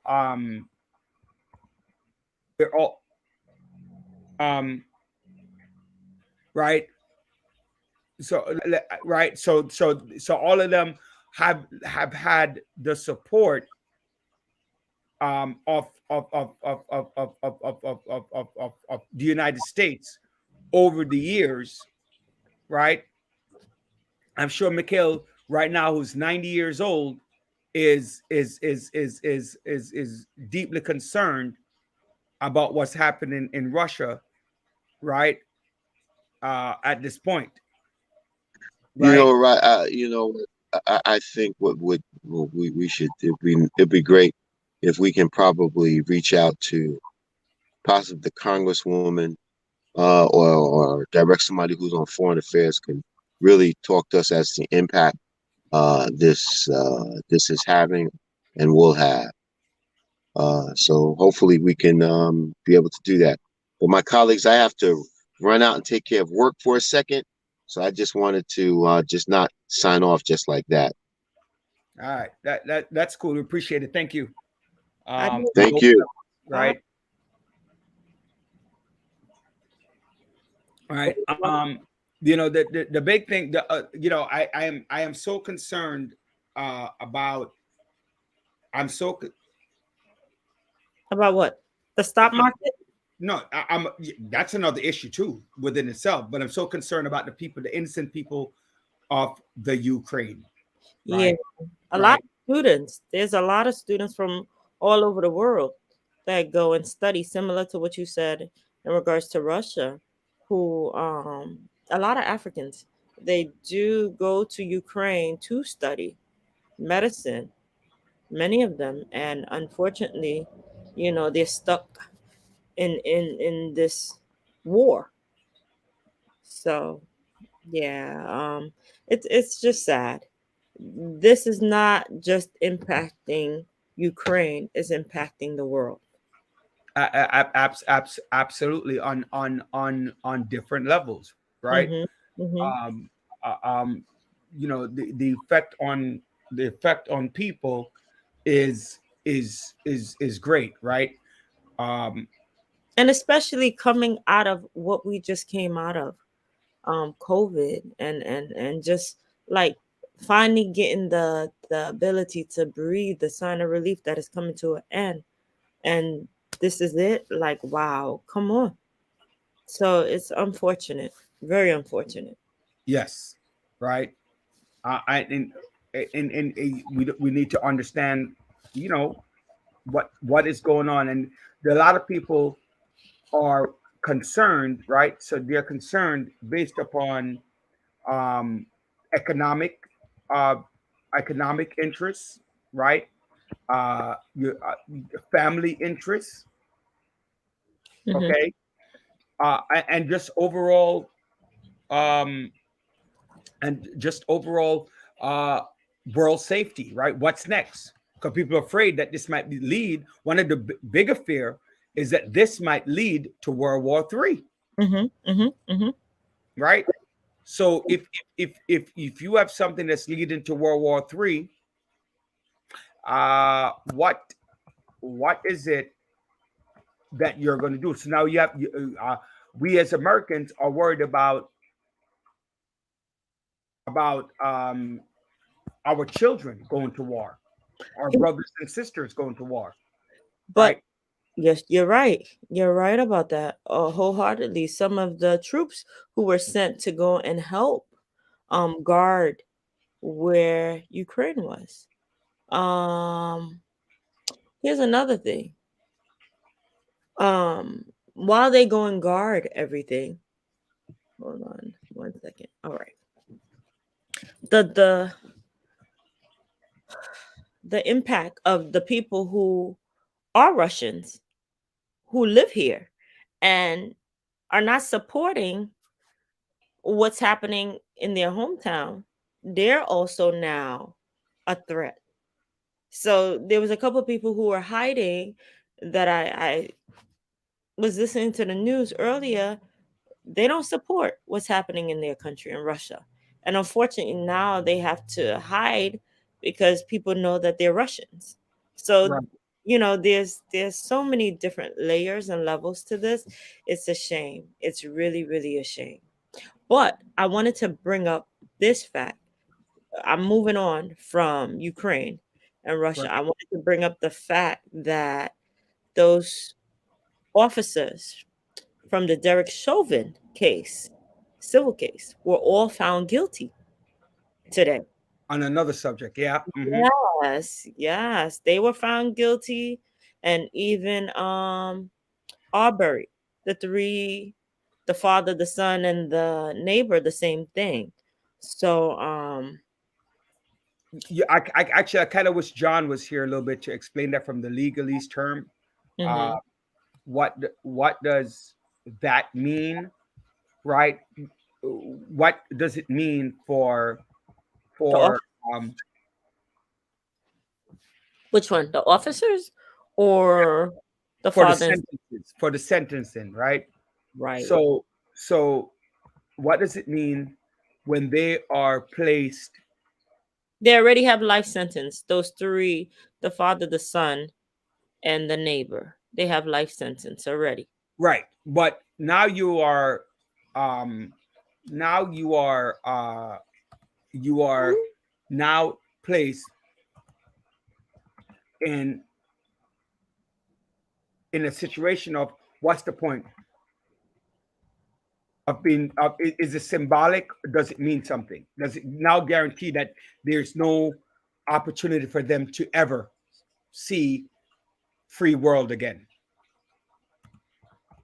You understand what I'm saying? Or is it symbolic, right? What is the point? I mean, they did spend a lot of money on it, but what is the point?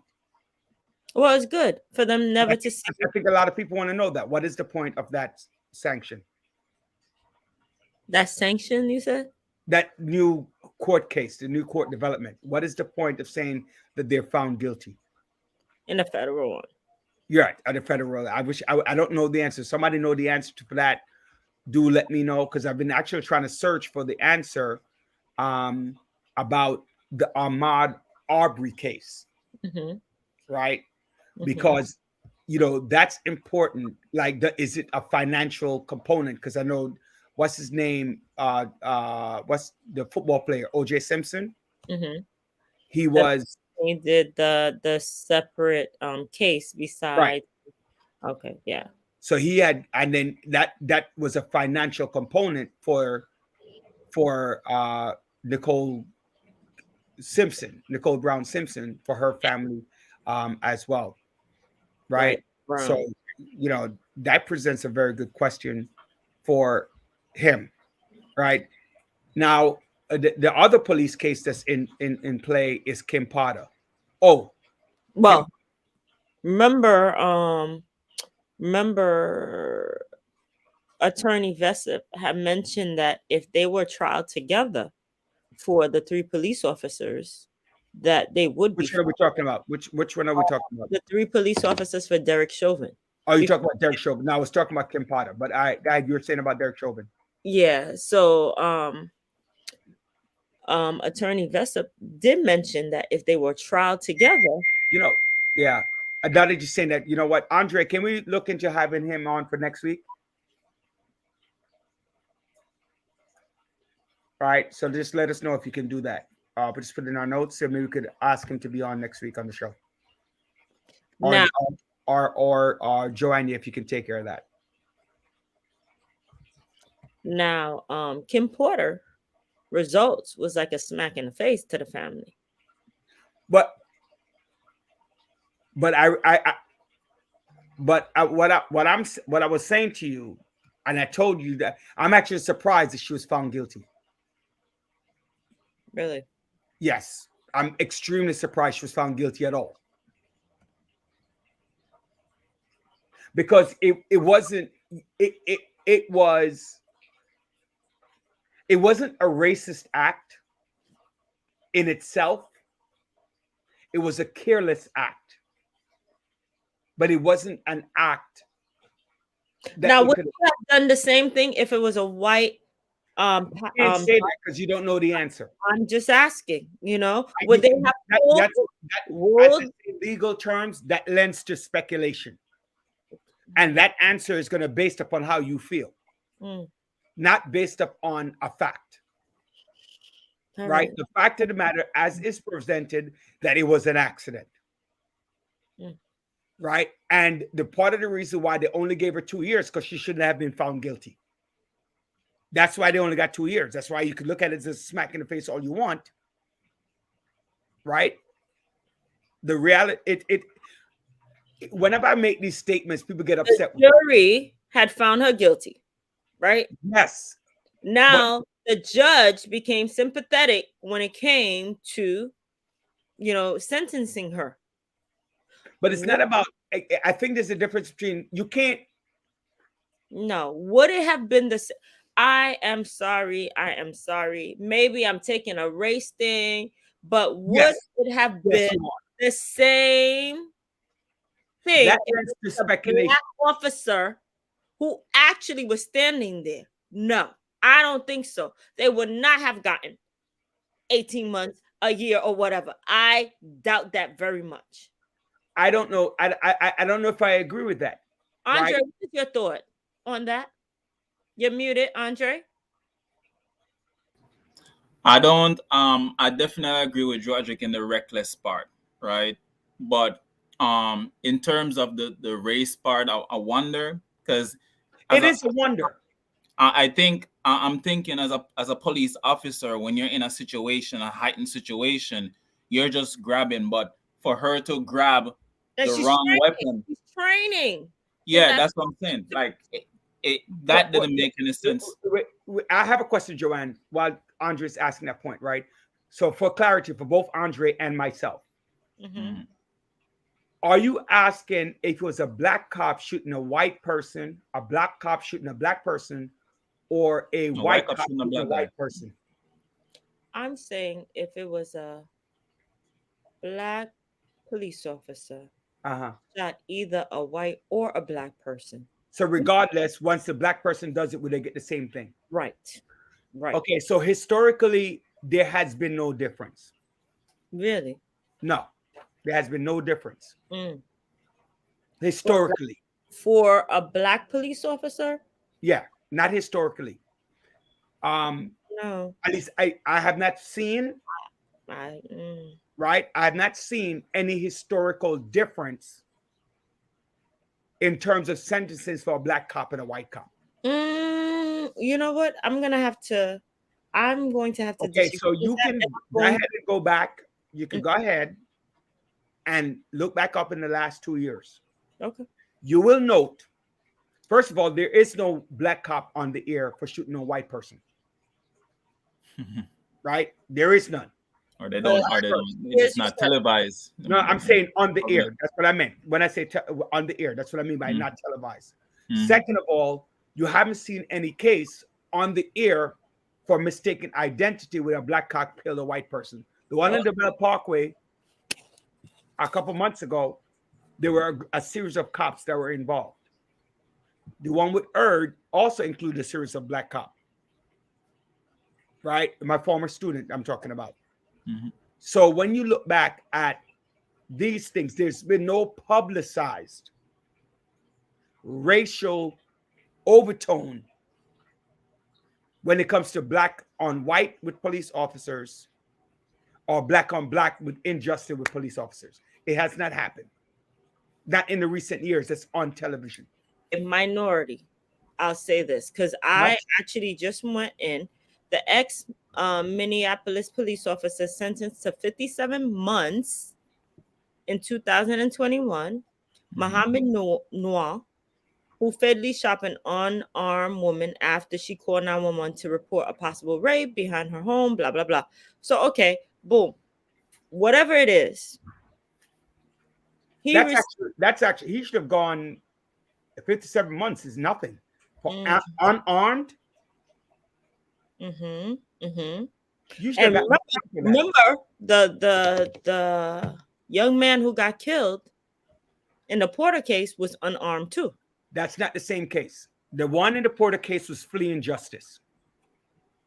It's not that. No, we're not going to argue that he should not have been pulled over, right? That's a whole different argument.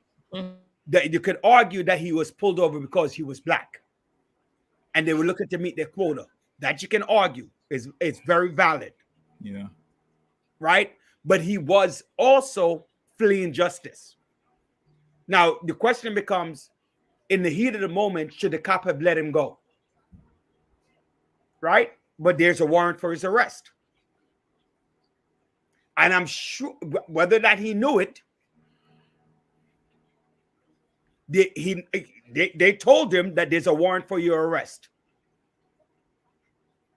So he was fleeing justice. That's it. It's Abner Louima, mistaken identity, got the thing up his behind. Justin Volpe got 30 years and he didn't die. The cop in the Bronx, they should have gotten for Amadou Diallo. They should have gotten, I don't know what the sentences was on that. Sean Bell. You did, John. Right, those are situations where I think I have to go back and look at the justice take. Right, Eric Garner on the illegal chokehold. Right, Eric Garner was also a resisting arrest. Going to the chokehold, that's illegal, and that kind of says to me, are you police officers? Like you as a teacher, both of us, all three of us as educators have to know what's the up. We can't use, we didn't go to the PD to know what the new grading status is when we are like, for example, you fail a student because of attendance, you can lose your job because attendance is not an official grading criterion. So so you don't know that. Whose fault is that? Now, not going to school can affect what you learn, right? Affect your homework, affect your testing, affecting your class participation, your group work, your class work. All of those things can be affected. But saying somebody failed because he didn't show up to school, You could argue that. And that's the problem with Eric Garner case. And that's what is a major problem with it. I think even with the argument more so going back to the point where in saying if it was a black cop, I believe, right? And a different situation. I think it's both in a sense, but depending on how one look at it, right? Depending on the angle. I think oftentimes when I see these things, police brutality, oftentimes is us appearing on TV, right? And so I'm going back to Roger's point, not seeing like a black person shooting a white person or a white cop. I haven't really seen those, right? So that's something of wonder. One of the other things that I came on is that I wanted to really just highlight Malcolm X.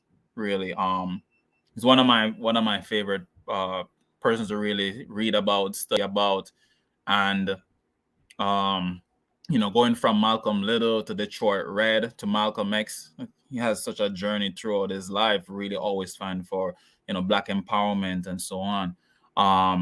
And so, in my book, I wrote a poem in connection with Malcolm X, and just really empowering, but also connected to music. And I created this little 1-minute video that I just wanted to share out here. So I'm just gonna pull it up. All right, highlighting Black history. Let's pull it up real quick. So give me a second.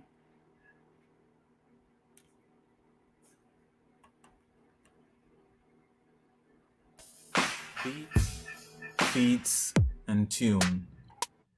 Music is like the soul's reviver. If you're feeling down and want to feel pumped, there is a tune for that. If you want to get hyped, there is a beat for that. And then you have the type of music that comes with some amazing feats for the message. Arguably, some are better than the others, depending on who you talk to. And even that itself is debatable. But I sometimes wonder, how would Malcolm X's perspective differ among the other inspirational leaders for this poem? Anyways, I'm all for the beats and tunes, as well as the feats of a song's effect and impact. Check out my poetry book, Time Transcendence, A Collective Awakening, for more poems like this one. Links are in the bio and description. Thanks for watching. Peace.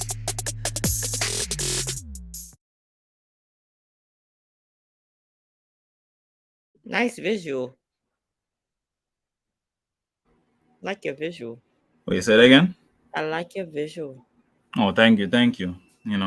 So yeah, definitely one of those really impactful civil rights individual that I think isn't as highlighted as much. And we also, oftentimes talk about Martin Luther King, right? I think he's valuable too, and he and Malcolm had those perspective wherein they had the same aim, but different ways of going about it. Right. So I think regardless still though, they still wanted the same thing. Right. And so, studying both of them, I think is very important. Right. Now we also so it's, I don't know if we should necessarily jump to this really, but I think Roger mentioned him as 45 earlier. Was it 45? Is it 45? All right. My man creating this app. Oh, right? You're muted, Roderick. I have to yell at Joe for that. Why do you always do that whenever we talk about number 45? The orange. He is still a person. He garnered 75 I did million not votes. say anything. I just Yeah, exactly that. He was the president of whether he was a jerk, the worst president. Well, his app sucks. It bombed day one. That's it. It bombed. He had all these people buying it. What do most people do when they have major elected office? They use major elected office to propel their own game. And it's not just Donald Trump. When Barack Obama went into office, right? 44. Right? Number 44, right? His net worth Let me look it up. Barack Obama. If we're gonna use numbers, let's just call all them numbers. Number 44. Right, number 44, Barack Obama's net worth, right? In 2000 net worth. Let's do, what would it say? Net worth, what year? When did he become president? 2000. Let's do net worth in 2004. Right? Barack Obama's net worth in 2004 was $300,000. You know how much Barack Obama's net worth is right now? Way up there. $20 million as of 2014. So let's see his net worth in 2022. Right? Net worth in 2022. So let's call a spade a spade. Okay? Right? You might not like it. His net worth right now, $70 million. Okay?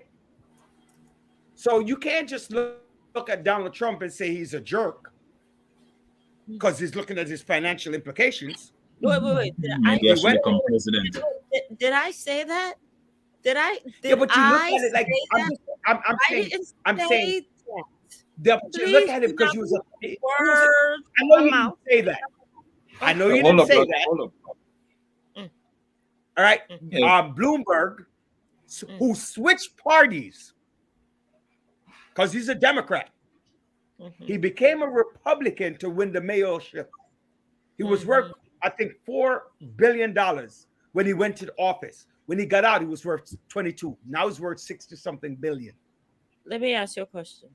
It has nothing to do with the two prosecutors who were actually the one for the federal grant thing, Dunn and for the case for number 45.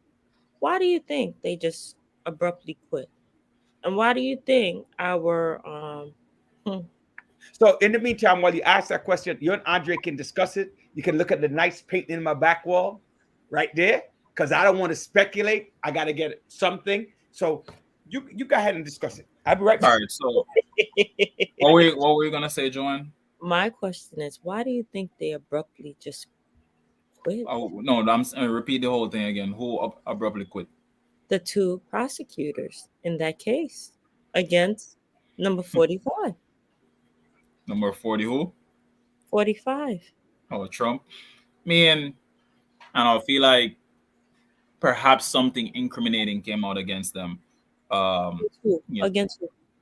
The prosecutors, right? Something maybe something was up against them, and they figure, we're gonna just hit the high road before it gets too late, right? As I'm saying, I agree with Joanne. Forget it. I agree. Forget it, Andre. You're too political. I agree with you, Joanne. Wait, what? From Trump's office made a phone call that said, "You go after Trump, we go after you." Oh yeah, I mean that's exactly what it is. That's what I think happens. I'm going to speculate. But let me tell you. But why would they use our new what is his name? I can't remember his name right now.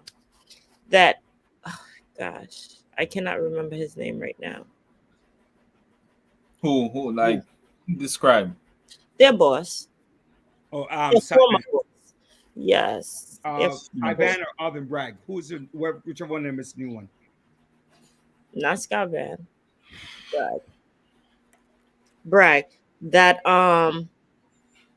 he thinks that the case is not going to go through.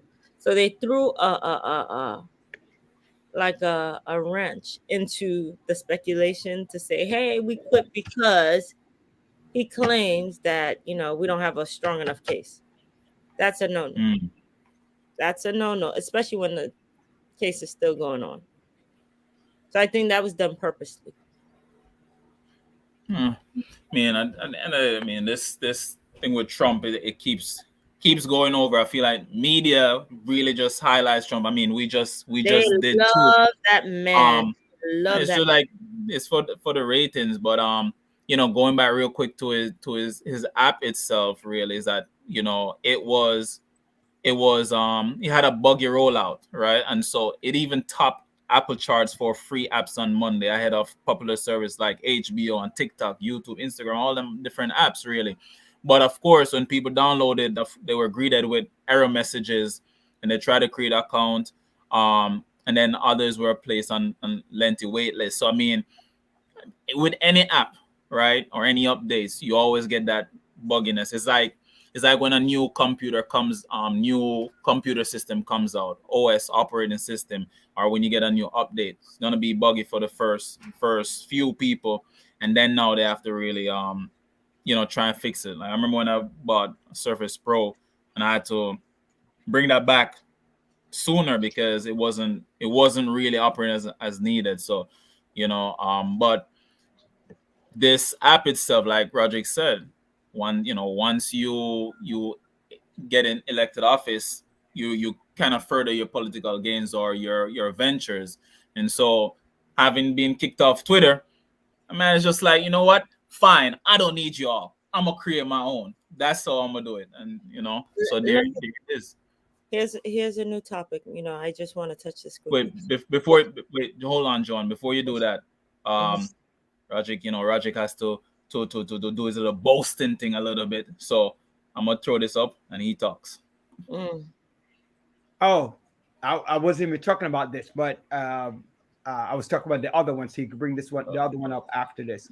Yeah. I'll let everybody know that I am going to be speaking on Saturday morning on COVID, the topic of COVID, and the psychological impact that it has on individuals. So the IWOF, along with a number of, along with other things that they do, I will be speaking on the panel on Saturday morning at 10 a.m.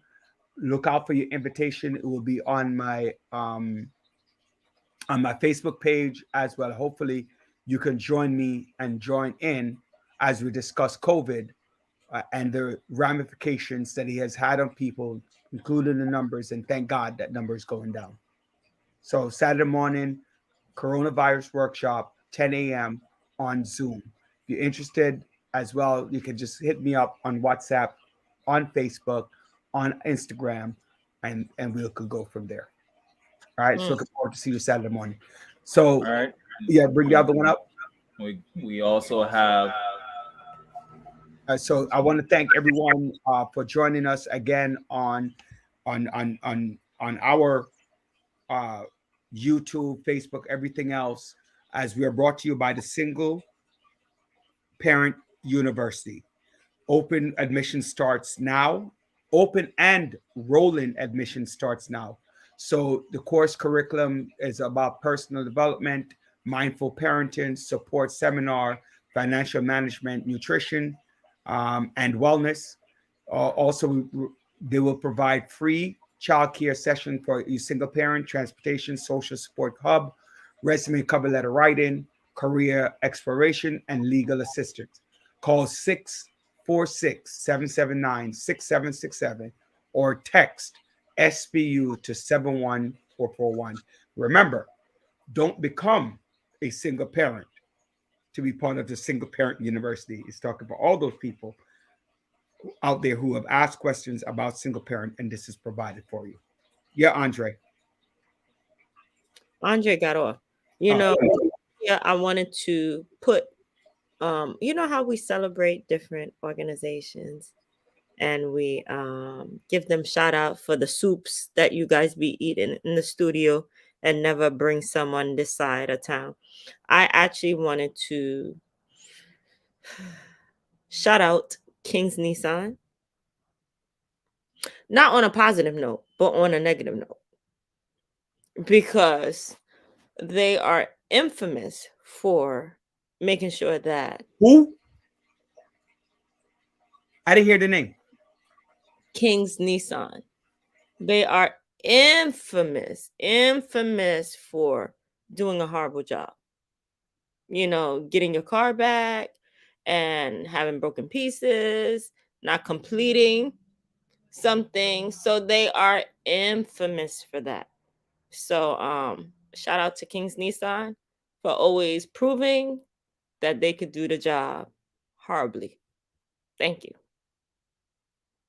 Wait. Hold on. You're actually giving a shout out That I like that. I like that. So you took your car there, or somebody else took their car. A couple of people took their car. I took my car there yesterday. They broke my rear windshield wiper. I took my car there a couple months ago, and they did not hook up the undercarriage. So I got stuck on the highway, had to replace it in a different state, and then had to come back to New York and replace it again. I took my car there again prior, and they left tools in the car and whatever else. So they're infamous for this. So, like I told the service provider, you guys do an amazing job in messing up. Do you know other people who have gotten messed up? Oh, yeah. And I will continue to shout them out and say how piss poor of a job they have been doing.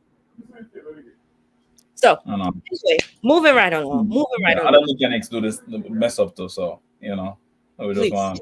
I'm Just be mindful. Just be mindful. Next thing you know, them. What?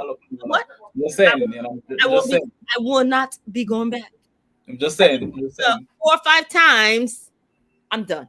So in that regard, I'm going to do a shameless plug to one of our family business, ENZ Auto. Mm. All right. We do full service work for your car. Right, bumper to bumper, and we sell cars. Notice that across from Dennis Shipping. right on Utica Avenue, 1121 Utica. I'm not going to mention the name that Andrea mentioned because they're not paying for our sponsorship, although he's a friend of mine. Right, 1121 Utica Avenue. Easy location. All right. So it's our family bumper to bumper. You need your car fixed, anything you need. COVID-19. Wait. I want to say something. Do you think that We need to do inspection. What? We do everything. Okay. Anyway, Eric Adam is considered. Whoa! No! Our mayor is. Wait, hold on. I'm on mute, Joanne, man. What? Take your time. ENZ Auto, 1121 Utica Avenue. Remember, people. All right, now you go, Joanne. Oh shoot! Whoa, kumbaya, man! No, I'll take your time. Take your time. Oh, okay. All right, go on now. So with Kyrie Irving, the mayor's considering rolling back the restrictions and all the mandates or whatever. What will happen to all those people who actually lost their job or who got, fired for not taking the shot? So now that they're he's considering repealing the mandates. What do you think? Do you think they'll be getting their jobs back? What do you think is going to happen? Do you think the mandate's going to continue? Well, he's considering, hey, the mandate's not necessary. We're at the end. We're not at a pandemic. We're at an endemic. So what do you think? Do you think Kyrie will be playing again? Isn't he playing? He's playing, but he's not playing in Brooklyn. You understand? He's not playing. But do you think he'll be coming back and playing with Brooklyn? Eventually. I don't know that they're going to lift the mandate. He's considering it. Our mayor's I don't know that he's going to lift the COVID shot mandate. I do think like he might follow suit like England, like Los Angeles, Jamaica, and taper back on the COVID restrictions. I don't think he's going to remove the vaccine mandate. Because, first of all, there's not enough outcry to remove the mandate. The people who want the mandate removed is in a major minority. Not even a small minority, they're in a major. He was discussing the fact that, hey, other players from other states can come. Yes, that's true, but I don't think he's going to remove it. Okay. I do think that it will come into play like Los Angeles, where the mask mandate is not going to be the major component. I mean, COVID is down 90%, right? the neighboring towns, although vaccine is mandated, it's not the mask is not, and New York is losing economic wealth on the mask mandate more so than they use it on the COVID mandate, right? Because for people who don't want the job taking the COVID test, they're more than it's almost like I always bring this up, right? There's 1.5 women to a man, right? So you don't want to talk to me, I find somebody else. You have your issues, I go find somebody else. Because I can find. Joan. Do not respond, Joan. Do not She respond. doesn't have to respond. I'm not saying no. That doesn't mean that a woman is not of quality. I'm not saying that. That's I know, Roger. I know. Keep going. Right. What I'm saying is that that is 1.5 approximate men to women. Right. So therefore, at the end of the day, right? At the end of the day, if I go out, there's a higher probability that I find another woman. If you don't want to be the one. If you're a headache to me, I move on. So at the end of the day, you don't want to do the job, somebody should do the vaccine and take the job. So it's not the same level of importance. I was just reading earlier this week that many people, there's not enough workers. A lot of people are not returning to the workforce. People love to exaggerate on that issue. Unemployment is down. Inflation is up. People can't afford to not pay their bills.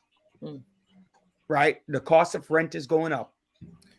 So the unemployment rate is at one of the lowest in a long time.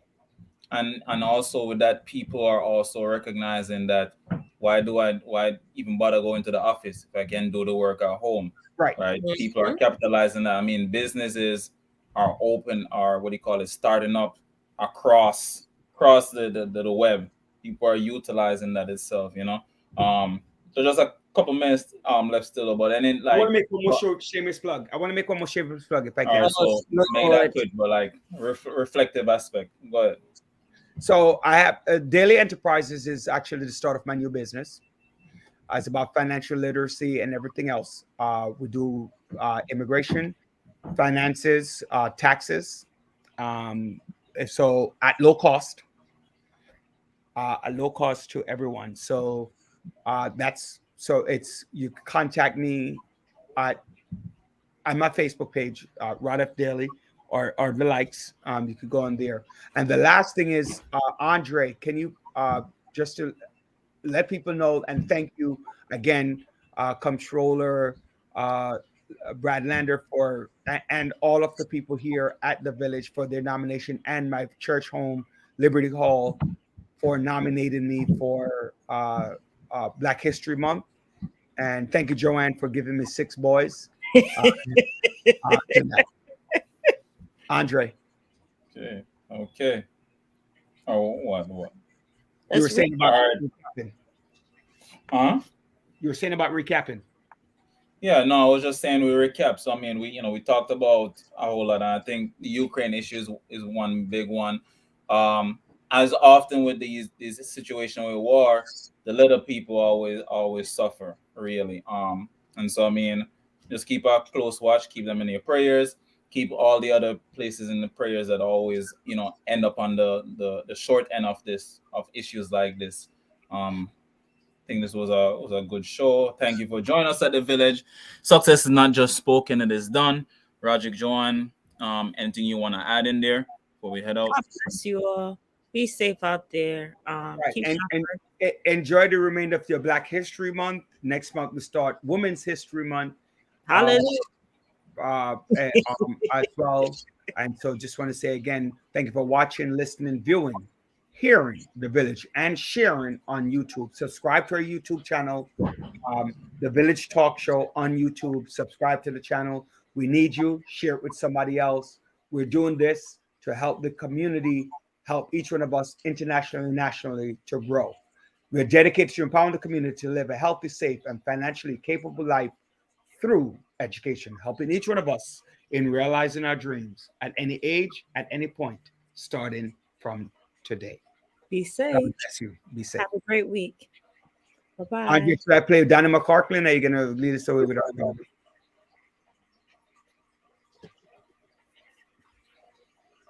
Big up Sophia and John.